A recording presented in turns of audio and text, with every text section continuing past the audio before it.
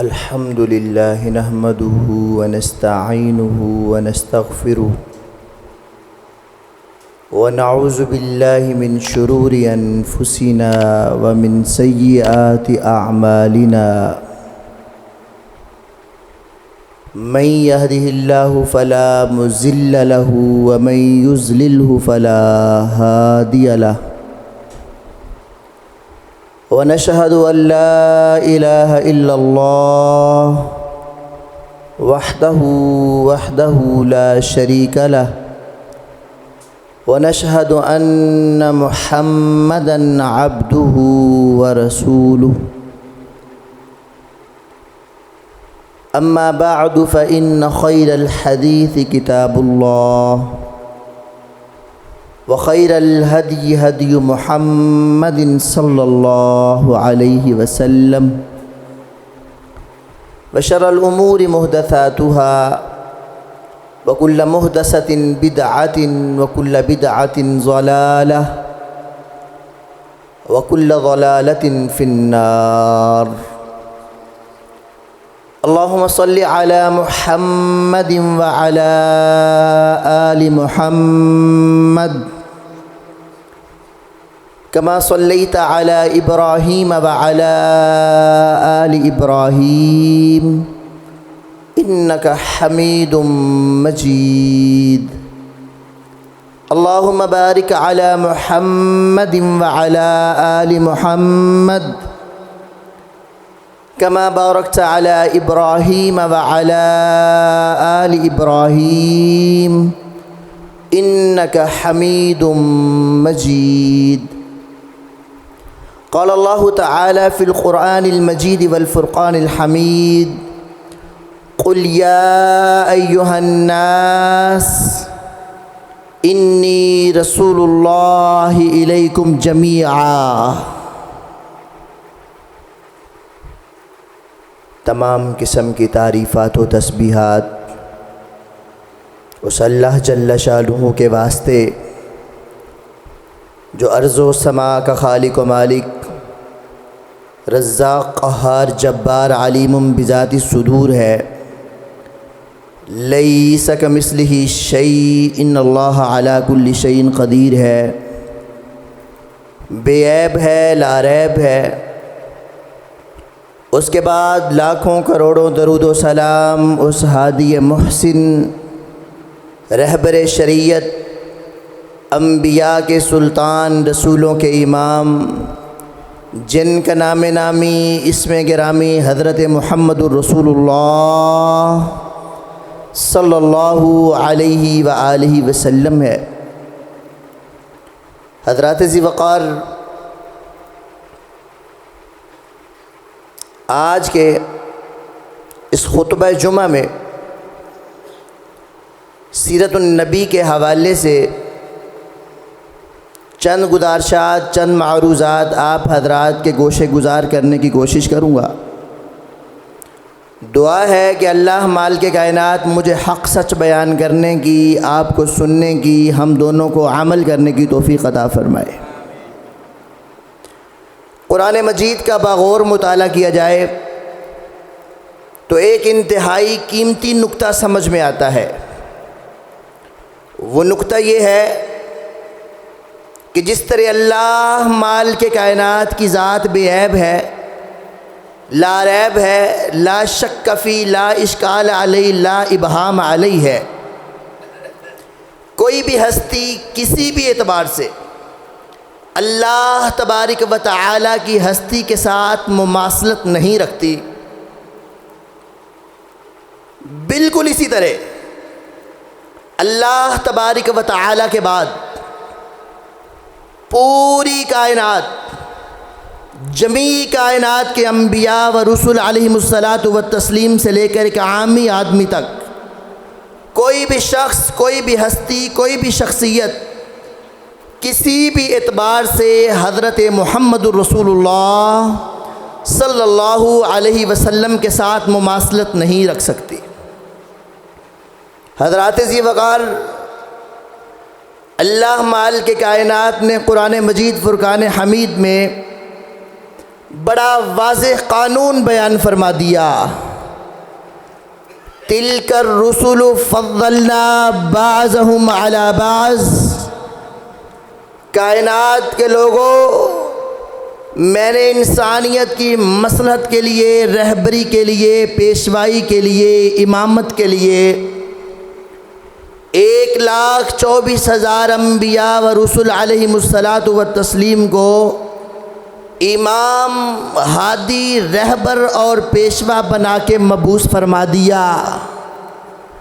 سیدنا آدم صفیہ اللہ بن کے آئے، سیدنا نوح نجیح اللہ بن کے آئے، سیدنا ابراہیم خلیل اللہ بن کے آئے، سیدنا اسماعیل ذبیح اللہ بن کے آئے، سیدنا موسیٰ کلیم اللہ بن کے آئے، سیدنا عیسیٰ روح اللہ بن کے آئے۔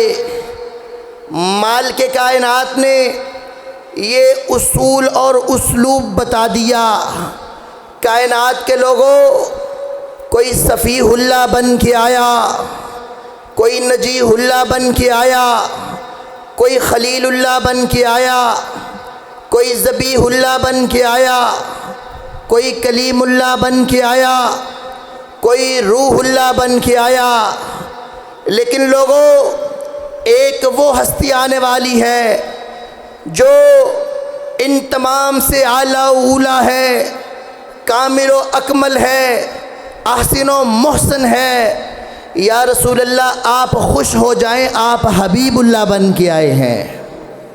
حضرات ذی وقار، اللہ مالک کائنات نے حضرت رسول اللہ علیہ الصلاۃ والتسلیم کو عام کسی ایک چوراہے میں نہیں بھیجا، کسی ایک گلی میں نہیں بھیجا، کسی ایک محلے میں نہیں بھیجا، کسی ایک ملک میں نہیں بھیجا، کسی ایک سلطنت میں نہیں بھیجا، کسی ایک بادشاہت میں نہیں بھیجا۔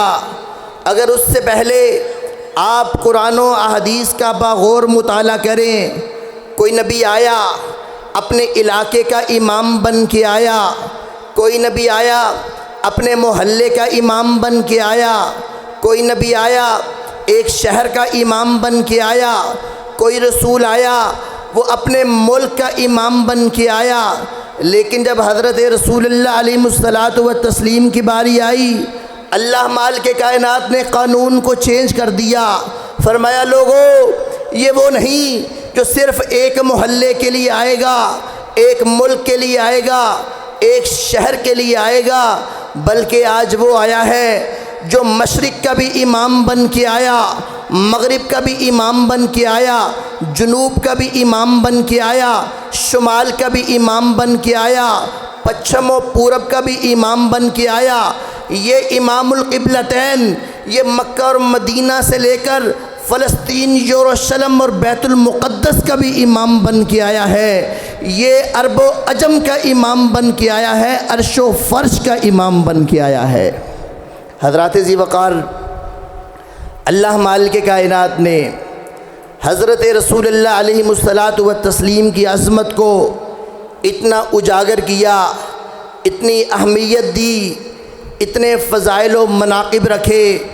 مالک کائنات نے 1,24,000 انبیاء و رسول علیہم الصلاۃ والتسلیم سے، آپ پوری توجہ ادھر رکھیے گا، کتنے نبی تھے؟ 1,24,000 کم و بیش انبیاء و رسول علیہم الصلاۃ والتسلیم۔ اللہ مالک کائنات نے 1,24,000 انبیاء و رسول علیہم الصلاۃ والتسلیم میں 313 کا انتخاب کیا۔ 313 میں سے 10 رسول سب سے افضل تھے، اللہ نے ان کا انتخاب کیا۔ ان 10 رسولوں میں سے 5 رسول سب سے افضل تھے، اللہ نے ان کا انتخاب کیا۔ 5 رسولوں میں سے سیدنا ابراہیم سب سے افضل تھے، اللہ نے سیدنا ابراہیم کا انتخاب کیا۔ سیدنا ابراہیم کی اولاد میں سے اللہ نے اسماعیل کا انتخاب کیا۔ اسماعیل کی اولاد میں سے اللہ نے کنعانہ کا انتخاب کیا۔ کنانہ میں سے اللہ نے قریش کا انتخاب کیا، قریش میں سے اللہ نے بنی ہاشم کا انتخاب کیا، بنی ہاشم میں سے اللہ نے عبد المطلب کا انتخاب کیا، عبد المطلب کی اولاد میں سے اللہ نے عبداللہ کا انتخاب کیا، حضرت عبداللہ سے اللہ نے محمد صلی اللہ علیہ وسلم کا انتخاب کیا۔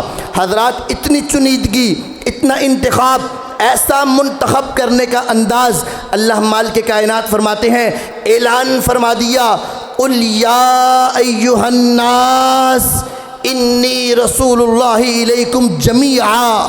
کائنات کے لوگوں سن لو، یہ جمیع کائنات کے جمیع مخلوقات سے، آدم سے لے کر قیامت تک کے لیے، عرش و فرش کے لیے، یہ انبیاء کے سلطان ہیں، رسولوں کے امام ہیں، نعت کے وحی ہیں، حامل الہام ہیں، ان جیسا نہ کوئی آیا ہے اور نہ کوئی آ سکتا ہے۔ پھر اعلان فرما دیا، ما کان محمد ابا احد من رجالکم ولکن رسول اللہ و خاتم النبیین۔ کائنات کے لوگوں سن لو، یہ خاتم النبیین کا تاج پہن کے آنے والا، سیدنا موسیٰ علیہ الصلوۃ والتسلیم کا امام بن کے آنے والا، سیدنا آدم کا امام بن کے آنے والے، سیدنا نوح کے امام بن کے آنے والے، سیدنا ابراہیم کے امام بن کے آنے والے، سیدنا اسماعیل کے امام بن کے آنے والے، سیدنا موسیٰ و عیسیٰ کے امام بن کے آنے والے۔ ان کے بعد اگر کوئی نبوت کا دعویٰ کرے گا وہ جھوٹا ہوگا، وہ کذاب ہوگا، وہ ملعون ہوگا، وہ اسود امسی ہو، مسیلمہ کذاب ہو، ابو علی جاں محمد ہو، حسین علی مازندانی ہو، غلام احمد قادیانی ہو، ان کے اوپر لعنتیں برستی رہیں گی، لیکن محمد الرسول اللہ جیسا کوئی نہیں آئے گا۔ حضرات ذی وقار، اللہ مالک کائنات نے حضرت محمد الرسول اللہ صلی اللہ علیہ وسلم کو اتنی تکریم، اتنی عظمت، اتنی مناقبت، اتنی فضائل، اتنی برتری کے ساتھ نواز دیا۔ حضرات ذی وقار توجہ کریے گا، تمام انبیاء و رسول علیہم الصلاۃ والتسلیم کو معراج ہوئی، لیکن فرش پہ ہوئی۔ جب حضرت رسول اللہ کی معراج کی بات ہوئی، عرش پہ بلایا گیا۔ حضرات ذی وقار توجہ کریے گا، وہ کس طرح کی کیفیت تھی، وہ کس طرح کی حیت تھی۔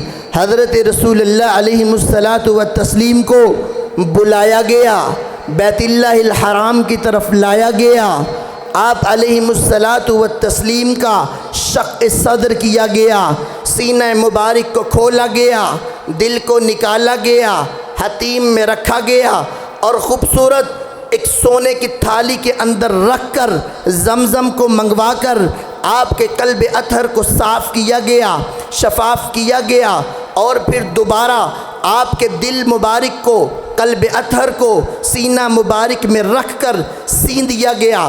حضرات توجہ کریے گا، حضرت رسول اللہ بیت اللہ الحرام سے بیت اللہ المقدس کی طرف جا رہے ہیں، 40 دن آنے کا راستہ، 40 دن جانے کا راستہ۔ حضرت رسول اللہ کو بیت اللہ الحرام سے بیت اللہ المقدس میں لے جایا گیا۔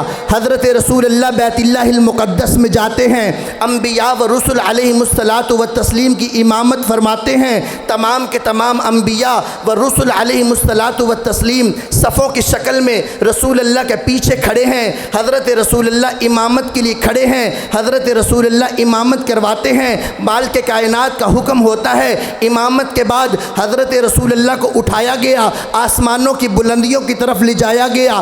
پہلا آسمان 500 سال کا فاصلہ ہے، پہلا آسمان 500 سال کا فاصلہ ہے، دوسرا آسمان 500 سال کا فاصلہ ہے، تیسرا آسمان 500 سال کا فاصلہ ہے، ٹوٹل 1500 سال ہوا۔ 7 آسمانوں کی طرف گئے، کتنے سال کا فاصلہ ہے؟ 3500 سال کا فاصلہ، 3500 سال جانے کا، 3500 سال آنے کا۔ حضرات ذی وقار توجہ کریے گا، 40 دن جانے کے، 40 دن آنے کے، 3500 سال جانے کا، 3500 سال آنے کا، مالک کائنات کی ذات اقدس سے ملاقات ہوئی، معجزات رونما ہوئے، نمازیں دی گئیں، احکام ملے، حضرت رسول اللہ واپس آتے ہیں۔ آئیے توجہ کریے گا، حضرت رسول اللہ واپس آتے ہیں، رات کا ایک پہر بھی پورا نہیں گزرتا، انبیاء کے معجزے، انبیاء کی تخصیص، انبیاء کے اعجازات محمد الرسول اللہ کا تقابل نہیں کر سکتے۔ کسی نبی کا معجزہ ہو، اعجاز ہو، خصائص ہو، جو بھی ہو، لیکن محمد الرسول اللہ کے تقابل میں پیش نہیں ہو سکتے۔ حضرات ذی وقار اس بات کو عقل مانتی ہے، نہیں مانتی، فلسفہ مانتا ہے، نہیں مانتا، نظریات مانتے ہیں، نہیں مانتے، سائنس مانتی ہے، نہیں مانتی، ٹیکنالوجی مانتی ہے، نہیں مانتی، لیکن جس نے مانا تھا اس کا نام ہے ابو بکر صدیق رضی اللہ تعالی عنہ۔ حضرات ذی وقار سیرت النبی سے جو سب سے بڑا پہلو نکل کے سامنے آتا ہے امت کے لیے، وہ ہے حقوق النبی صلی اللہ علیہ وسلم۔ ہر بندہ مومن پر اللہ کے نبی صلی اللہ علیہ وسلم کے کچھ حق اور حقوق ہیں جن کو ماننے سے انسان متبع، اطاعت گزار، فرما بردار اور تابعدار کہلوا کر مسلمان بن کر، حقیقی مسلمان بن کر، ایمان کی راہوں پہ چل کر صراط مستقیم کا مصداق بن جاتا ہے۔ اور کچھ راستے ایسے ہیں کہ جس سے انسان اسلام کا دعوے دار تو بن سکتا ہے، لیکن اتباع و فرما برداری اور تابعداری کی عدم موجودگی میں انسان حقیقی مسلمان تو کیا، ایک نام نہاد کلمہ گو بن کر کبھی بھی ایمان کی سطح پر پہنچ ہی نہیں سکتا۔ سیدنا محمد رسول اللہ صلی اللہ علیہ وسلم، اللہ تبارک و تعالی نے امت کے اوپر آپ علیہ الصلاۃ و تسلیم کے کچھ حق اور حقوق رکھے ہیں، بلکہ وہ ایسے لازم و ملزوم اور ایسی شرائط ہیں جن کے ساتھ انسان کا حقیقی اسلام اور ایمان ظاہر ہوتا ہے۔ قرآن مجید کی ایک آیت مبارکہ طیبہ ہے، یا ایھا الذین آمنوا لا تقدموا بین یدی اللہ ورسولہ، خبردار میرے محبوب کے قدم سے آگے اپنے قدم کو نہ بڑھانا۔ آپ کی توجہ ہے، یا ایھا الذین آمنوا لا ترفعوا اصواتکم فوق صوت النبی، ایمان والو خبردار میرے محبوب کی آواز سے اپنی آواز کو اونچا نہ کرنا، وگرنہ احبط، میں تمہارے اعمال حبط کر لوں گا، میں تمہارے اعمال حبط کر لوں گا۔ لغت عربیہ میں دو چیزیں آتی ہیں، ایک ہوتا ہے ضبط کرنا اور ایک ہوتا ہے حبط کرنا۔ ضبط کا مطلب یہ ہے کہ میں نے آپ سے چیز لی تھی اور بعد میں آپ کو واپس کر دی، اسے کیا کہتے ہیں؟ ضبط کیا تھا، بعد میں واپس مل گیا۔ لیکن حبط کر دوں گا کہ میں تمہارے اعمال جلا کر راکھ کر دوں گا، دوبارہ واپس نہیں ملیں گے۔ تو حضرات توجہ کریے گا، پیغمبر علیہ الصلاۃ والتسلیم کی نافرمانی اور معصیت پہ اللہ تبارک و تعالی فرماتے ہیں میں تمہارے اعمال حبط کر لوں گا۔ ہوا کیا؟ سیدنا ابو بکر صدیق رضی اللہ تعالی عنہ، آیت سمجھ آئی، ترجمہ سمجھ آیا، مفہوم سمجھ آیا، فہم، ادراک، تدبر، شعور اور عقل کی گہرائیوں اور عمیقیت کے ساتھ جب سوچا کہ یا ایھا الذین آمنوا لا ترفعوا اصواتکم فوق صوت النبی، یا ایھا الذین آمنوا لا تقدموا بین یدی اللہ ورسولہ، تو حضرات جن صحابہ کی آوازیں اونچی تھیں گھروں سے باہر نہیں نکلتے تھے اور آپس میں بات اس انداز سے کرتے تھے کہ نال والے بندے کو، ساتھ والے آدمی کو بات سمجھ نہیں آتی تھی۔ بتقاضۂ ادب، بتقاضۂ مودت و عقیدت و الفت یہ انداز بن چکا تھا۔ تو پیغمبر علیہ الصلاۃ والتسلیم فرماتے ہیں یہ گستاخی کے حوالے سے ہے، بے ادبی کے حوالے سے ہے، آپ بات اپنے طریقے سے کیا کرو، ایسا کوئی مسئلہ نہیں۔ حضرات یہ تو رسول اللہ کی معیت اور صحبت اور آپ کی موجودگی کا وقت تھا جب مآب رسالت اللہ مالک کائنات کی طرف چلے گئے۔ آپ کی عدم موجودگی میں صحابہ کرام رضوان اللہ علیہ مجمعین کا رویہ دیکھیے۔ سیدنا ابو بکر کون ہے؟ خیر الخلائق بعد رسول اللہ، مروا ابا بکر فلیصلی بالناس۔ حضرات یہ وہ ابو بکر مسند اقتدار ہے، خلیفۃ المسلمین ہے، امیر المومنین ہیں، ایک جم غفیر اور تعداد کثیر آپ کی تابعدار اور فرما بردار ہے۔ مسند اقتدار میں آپ کے پاس ایک فیصلے کو لایا گیا۔ وہ فیصلہ کیا تھا؟ ایک آدمی اس نے چوری کا ارتکاب کیا تھا، اس کا ایک پاؤں کٹ چکا تھا، اس کا ایک ہاتھ بھی کٹ چکا تھا، اس کا دایاں پاؤں بھی کٹ چکا تھا، اب اس کا ایک ہاتھ کٹنے کی باری تھی۔ چور تھا، مجرم تھا، ڈاکو تھا، چوری پہ چوری کرتا جا رہا تھا، باز نہیں آ رہا تھا۔ سیدنا ابو بکر کون ہے؟ رقیق القلب، ارحم امتی و امتی ابو بکر۔ کائنات میں سب سے زیادہ دل کے نرم کون ہے؟ ابو بکر رضی اللہ تعالی عنہ۔ جب معاملے کو دیکھا، کیفیت کو دیکھا، حایت کو دیکھا، سچویشن کو دیکھا، حالات کو دیکھا، سیاق و سباق کو دیکھا، کہا میں اس کے دوسرے ہاتھ کو نہیں کاٹوں گا، محض اس لیے قضائے حاجت کے معاملات کس طرح ادا کرے گا؟ محتاج ہو جائے گا، اس کو کون سنبھالے گا؟ ابھی یہ بات کر رہے تھے، یا ایھا الذین آمنوا لا ترفعوا اصواتکم فوق صوت النبی، خبردار میرے نبی کی آواز سے اپنی آوازوں کو اونچا نہ کرنا۔ مطلب کیا؟ معصیت کے مرتکب نہ ہونا، اتباع فرما برداری اور تابعداری سے پیچھے نہ ہٹنا۔ ساتھ میں سیدنا عمر بیٹھے ہوئے تھے رضی اللہ تعالی عنہ، فرمانے لگے ابو بکر صدیق رضی اللہ تعالی عنہ، آپ کی عزت، آپ کا مقام، آپ کے فضائل، آپ کی مناقبت، آپ کی برتری، آپ کا اعلیٰ اولا کامل اکمل اور احسن اور محسن ہونا، یہ سب الگ بات ہے، لیکن ید السنہ، چور کا ہاتھ کاٹنا کملی والے محمد الرسول اللہ کی سنت ہے۔ ابو بکر جب حضرت رسول اللہ کی سنت کی بات آ جائے وہاں پہ رائے نہیں چلے گی، فتویٰ نہیں چلے گا، تائید اور نصرت اور اپنا موقف نہیں چلے گا۔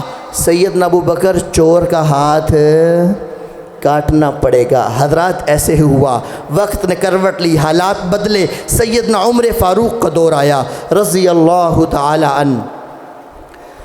اللہ اکبر کبیرہ۔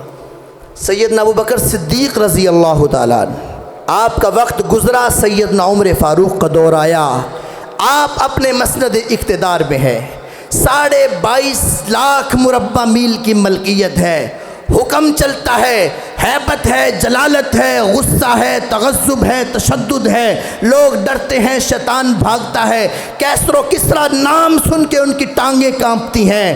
حضرات آپ نے ایک صورتحال کو دیکھا۔ وہ صورتحال کیا تھی کہ لوگ دیندار تو تھے اور دین کے اوپر عمل پیرا بھی تھے، لیکن کچھ مشغولیت و مصروفیت، تعبانیت اور کسلانیت کی بنا پہ بیت اللہ الحرام میں جاتے، حج اور عمرہ اکٹھا کر کے آ جاتے، اور بیت اللہ الحرام میں رش تھوڑا کم ہونے لگا۔ سیدنا نے ایک آرڈننس جاری کیا، ذہنیت بھی اچھی تھی، افکار بھی اچھا تھا، نظریہ بھی اچھا تھا کہ بیت اللہ الحرام میں رش کم نہیں ہونا چاہیے، جمع غفیر ہونا چاہیے، اللہ کا گھر آباد ہونا چاہیے۔ فرمایا لوگوں، اس رش کی قلت کی بنا پہ میں حکم جاری کرتا ہوں کہ لوگ حج اور عمرہ اکٹھا نہیں کریں گے، کچھ پہلے حج کریں گے بعد میں عمرہ کریں گے، پہلے عمرہ کریں گے بعد میں حج کریں گے۔ میں وقتی طور پہ حج تمتع کو موقوف کرتا ہوں۔ کیا کرتا ہوں جی؟ متروک نہیں، کیا کرتا ہوں؟ موقوف کرتا ہوں۔ لوگوں نے یہ بات جا کر سیدنا عبداللہ بن عمر سے جا کے کی کہ آپ کے باپ کا حکم اور فرمان یہ ہے کہ وقتی طور پہ حج تمتع کو یعنی حج اور عمرہ اکٹھا کرنے کو موقوف کیا جاتا ہے۔ سیدنا عبداللہ بن عمر اٹھے، ذوالحلیفہ کے مقام پہ گئے، احرام باندھا، تلبیہ پکارا، لبیک اللہم لبیک لا شریک لک لبیک ان الحمد والنعمت لک والملک لا شریک لک لبیک۔ حج اور عمرہ اکٹھا کرنے کے لیے چلے جاتے ہیں۔ لوگوں نے مسند اقتدار کی طرف خط لکھے، خلافت کے اس منبر و محراب کی طرف خط لکھے کہ حضرت جو آپ نے پچھلے دنوں حکم جاری کیا تھا، اس حکم کی خلاف ورزی کرنے والا کو دوسرا نہیں ہے بلکہ وہ آپ ہی کا بیٹا ہے۔ اس نے ذوالحلیفہ کے مقام پہ جا کے حج عمرے کا اکٹھا تلبیہ پکار دیا ہے۔ تو سیدنا عمر فاروق غصے میں آئے، جلالت و ہیبت میں آئے، کہا جلدی سے پہلے عبداللہ بن عمر کو بلایا جائے، میرے پاس لایا جائے۔ حضرات ایسے ہی ہوا، سیدنا عبداللہ بن عمر کو بلایا گیا، سیدنا کے دربار میں لایا گیا۔ سیدنا عبداللہ بن عمر وہ تھے آنکھوں کو نیچا کر کے چلنے والے، سینے کو گرا کے چلنے والے، عاجز انکسار، اللہ کے برگزیدہ اور چنیدہ، باپ کے فرما بردار اور تابع دار، آج آ رہے ہیں محمد الرسول اللہ کے متبع بن کر، فرما بردار بن کر، تابع دار بن کر، آنکھوں کو اٹھا کر، سینے کو پھیلا کر۔ تو سیدنا عمر ابن خطاب رضی اللہ تعالی عنہ کی بارگاہ میں حاضری دیتے ہیں۔ جی بابا آپ نے بلایا ہے، جی بلایا ہے، جی بابا فرمائیں، سنا ہے آپ نے ہمارے حکم کی عدولی کی ہے، آپ نے ہمارے حکم کو پامال کیا ہے۔ سیدنا کا جواب سنیے، آنکھوں کو جھکا کے کہا بابا آپ امیر المومنین ہیں، خلیفۃ المسلمین ہیں، میں آپ کا بیٹا ہوں، آپ کا تابع دار و فرما بردار ہوں، لیکن بابا ایک سوال تو بتلائیے، سیدنا الکریم محمد الرسول اللہ صلی اللہ علیہ وسلم کے بعد منصب نبوت، سلسلہ نبوت کا اختتام ہو چکا ہے، آپ ناطق وحی نہیں، آپ حامل الہام نہیں، آپ کے سینے کے اوپر جبریل نہیں آتے، جبریل آتے تھے تو کالی کملی والے محمد الرسول اللہ کے سینے اتھر پہ آتے تھے۔ بات مانی جائے گی، حکم مانا جائے گا تو صرف اور صرف محمد الرسول اللہ کا مانا جائے گا۔ بابا آپ کے حضرت رسول اللہ کے تقابل میں، حضرت رسول اللہ کی حدیث کے مقابلے میں نہ رائے چلے گی، نہ موقف چلے گا اور نہ کوئی دلیل چلے گی، دلیل صرف اور صرف محمد الرسول اللہ کی مانی جائے گی۔ حضرات ذی وقار یہ تو بڑی برگزیدہ ہستیاں تھیں، ان کی تو مثال ہی کوئی نہیں۔ صحابہ وہ صحابہ تھے جن کی ہر صبح عید ہوتی تھی، خدا کا قرب حاصل تھا، نبی کی دید ہوتی تھی۔ حضرات ذی وقار وقت نے کروٹ لی، حالات بدلے، آئمہ دین کا وقت آیا، آیت آپ نے نہیں بھولنی، یا ایھا الذین آمنوا لا ترفعوا اصواتکم فوق صوت النبی۔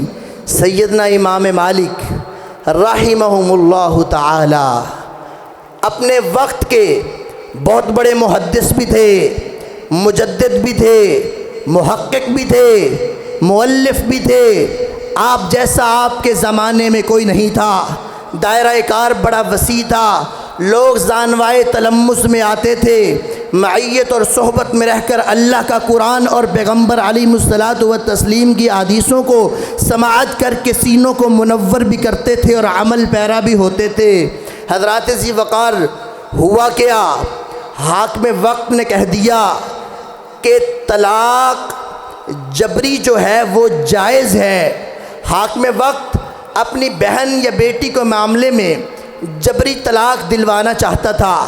سیدنا امام مالک رحمہ اللہ کو بلایا گیا، کہا فتویٰ جاری کر دیجئے کہ جبری طلاق جائز ہے، آپ ہمیں لکھ کر دے دیجئے۔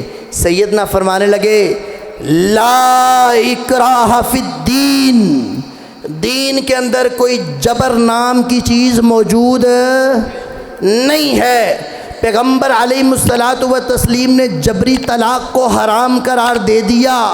اللہ نے قرآن میں فرما دیا، محمد الرسول اللہ صلی اللہ علیہ وسلم نے بتلا دیا، اب میں یہ کام نہیں کرنے والا۔ تو امیر المومنین، امیر وقت، خلیفہ وقت، جس کے پاس قوت بھی تھی، اقتدار بھی تھا، مسند بھی تھی، مدافعت بھی تھی، آلات ضرب صنائی بھی تھی، چوکی داری بھی تھی، پہرے داری بھی تھی، سپہ سالاری بھی تھی، کہا امام مالک آپ ہمیں نہیں جانتے۔ کہا ہم آپ کو جانتے ہیں۔ کہا نہیں جانتے، ہم آپ کو ذلیل کریں گے، رسوا کریں گے۔ کہا کوئی بات نہیں، اللہ کے دین کے اوپر وہ جیسے صحابہ کہتے تھے فدا کا ابی و امی یا رسول اللہ، فدا کا نفسی یا رسول اللہ، فدا کا مالی و ذریتی یا رسول اللہ، کوئی بات نہیں، اگر امام مالک پہ ایسا وقت آئے گا تو ہم برداشت کرنے کے لیے تیار ہیں۔ حضرات ہوا کیا، سیدنا امام مالک کو لایا گیا، آپ کو بلایا گیا، گدھے کے اوپر بٹھایا گیا، آپ کے منہ کو کالا کر دیا گیا، آپ کے گلے کے اندر جوتیوں کے ہار کو پہنا دیا گیا، شہر مدینہ کے اندر گھما دیا گیا۔ حضرات سمجھنے والی بات ہے، سیدنا کے منہ سے جملہ نکلا تو کیا نکلا؟ من عرفنی فقد عرفنی من لا یعرفنی انا مالک ابن انس۔ دنیا کائنات والو، جو مجھے جانتا ہے وہ تو جانتا ہی ہے، اور جو نہیں جانتا وہ جان لے میں انس کا بیٹا مالک ہوں۔ میں نے چوری نہیں کی، میں نے فراڈ نہیں کیا، میں نے جوا نہیں کھیلا، میں نے زنا کا ارتکاب نہیں کیا، میں نے شراب کو نہیں پیا، میں نے دنیا کا کوئی بھی گندا کام نہیں کیا۔ میرا جرم یہ ہے کہ میں نے محمد الرسول اللہ کی حدیث کے اوپر پہرا دیا ہے، میں نے محمد الرسول اللہ کی حدیث کے اوپر پہرا دیا ہے۔ مجھے ذلتوں قلتوں کو اور اپنی جناب یہ جو انسلٹ ہو رہی ہے، مجھے اس کی کوئی بھی ٹینشن نہیں۔ میں اللہ کے نبی کی حدیث کے اوپر آنچ نہیں۔ یا ایھا الذین آمنوا لا ترفعوا اصواتکم فوق صوت النبی۔ حضرات ذی وقار، جب وقت بدلا تو سیدنا امام احمد ابن حنبل کا دور آیا، وہی اسی طرح وہی خلیفہ وقت، اور جن کے پاس مسند اقتدار۔ یہ جو اقتدار ہوتا ہے نا، یہ بڑی عجیب چیز ہوتی ہے، حالانکہ بندے کو سمجھنا چاہیے اقتدار اور زوال کا جو وقت ہے یہ متعین ہوتا ہے۔ کل کے جو شہنشاہ تھے وہ آج کے مجرم ٹھہرے، ہم نے پل بھر میں نصیبوں کو بدلتے دیکھا ہے۔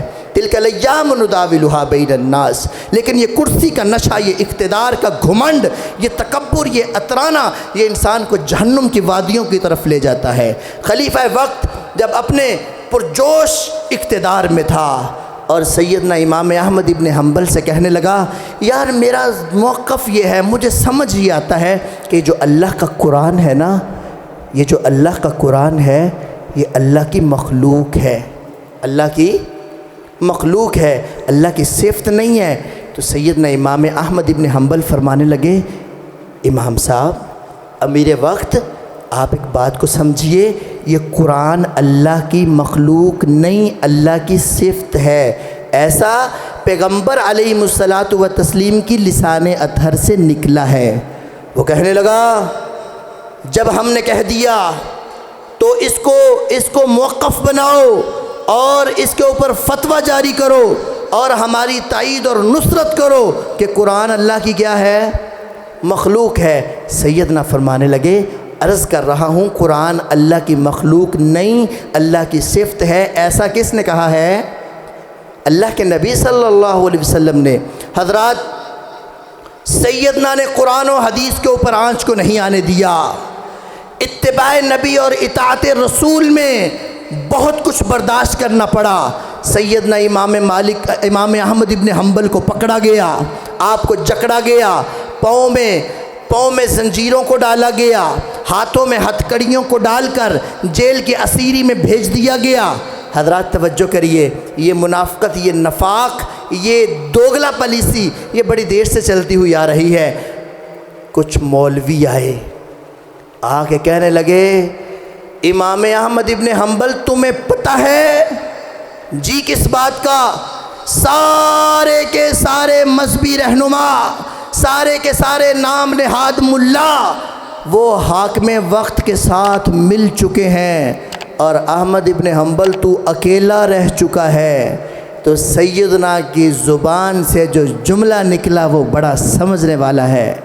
کہا سن لو، احمد ابن حنبل نے حاکم وقت کا کلمہ نہیں پڑھا، مولویوں کا کلمہ نہیں پڑھا، مذہبی ملاؤں کا کلمہ نہیں پڑھا، پوری دنیا کائنات ایک طرف ہو جائے، احمد ابن حنبل ساری سزاؤں کو برداشت کر لے گا، لیکن محمد الرسول اللہ کی حدیث کے اوپر آنچ نہیں آنے دے گا۔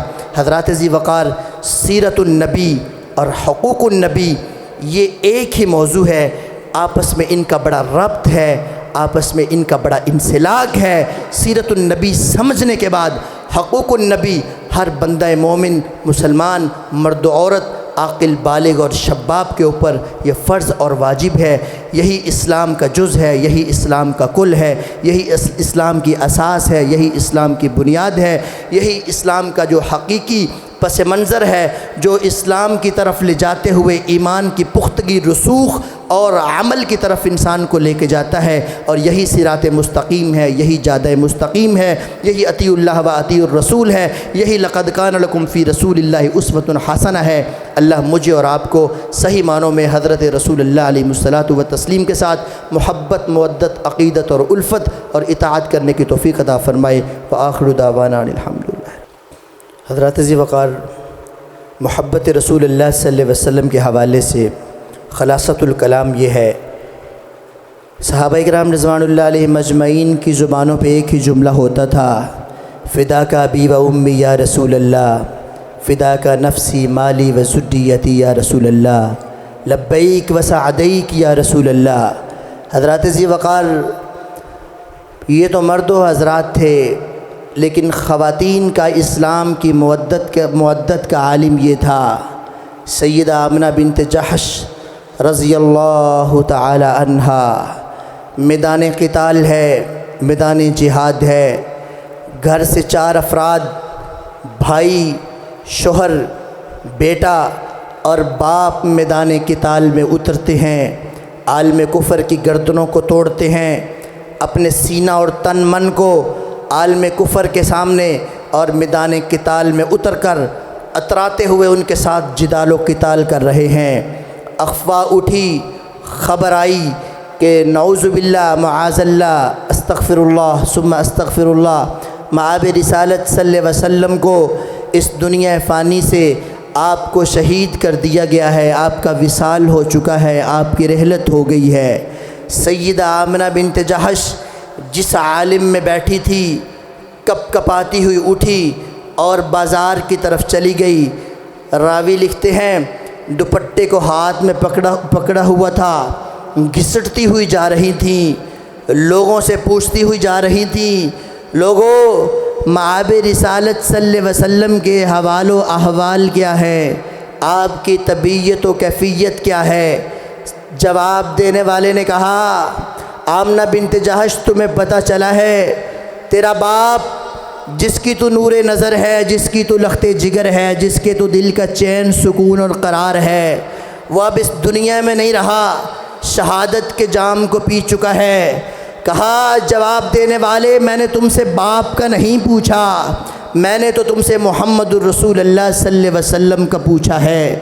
آگے چلتی ہیں، آگے کسی سے سوال کرتی ہیں، سیدنا الکریم کا کیا حال ہے؟ جواب دینے والے نے کہا، آمنہ بنت جحش تیرا بھائی دنیا میں نہیں رہا۔ سیدہ پوچھتی ہیں، میں نے تم سے بھائی کے بارے تو پوچھا ہی نہیں ہے، کمبلی والے محمد الرسول اللہ کے بارے میں پوچھا ہے۔ آگے جاتی ہیں، کسی نے کہا تیرا بیٹا جو تیرا نور نظر ہے، جو تیرا لخت جگر ہے، اب وہ بھی دنیا میں نہیں رہا۔ کہا بیٹے کے بارے میں بھی نہیں پوچھا۔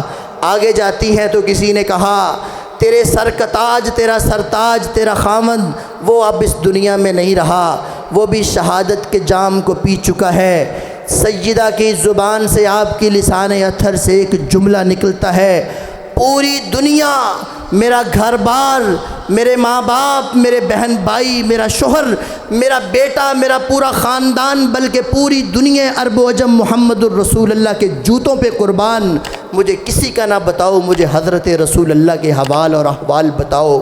حضرات آگے چلتی ہیں، مآب رسالت علیہم الصلاۃ والتسلیم کا چہرہ پر نور نظر آتا ہے۔ رسول اللہ کا چہرہ دیکھ کے فرماتی ہیں، اے اللہ کے نبی صلی اللہ علیہ وسلم، آپ کے جوتوں پہ ہماری جان قربان، خدا کی قسم اگرچہ دل خون کے آنسو رو رہا ہے۔ یا رسول اللہ طبیعت نہ ڈھال ہے، گھر اجڑ چکا ہے، پورا گھر جو ہے وہ جام شہادت پی چکا ہے، لیکن یا رسول اللہ آپ کے چہرہ پر نور کو دیکھ کے مجھے یوں لگتا ہے جیسے زندگی میں آج تک مجھے کبھی کوئی دکھ ملا ہی نہیں ہے۔ حضرات ذی وقار یہ خاتون تھی جو محمد رسول اللہ علیہ الصلاۃ والتسلیم کے زانوائے تلمذ میں رہ کے، آپ کی معیت اور صحبت میں رہ کے اسلام کے ساتھ اتنی محبت کرنے والی۔ میں اور آپ اپنے نفس کا محاسبہ کیجئے، اپنے آپ کا مجاہدہ کیجئے، اپنے آپ کو ٹٹولیے، کیا ہمارا بھی حضرت رسول اللہ کے ساتھ ایسا ربط، ایسا انسلاک، ایسی محبت، ایسی مودت اور ایسی عقیدت اور الفت ہے کہ نہیں ہے؟ اگر ہے تو الحمدللہ ہم مومن ہیں، اگر کمی بیشی ہے اللہ ہمیں معاف فرمائے، اللہ محفوظ فرمائے، حقیقی محبت اور مودت کرنے کی توفیق عطا فرمائے۔ وآخر دعوانا ان الحمدللہ رب العالمین۔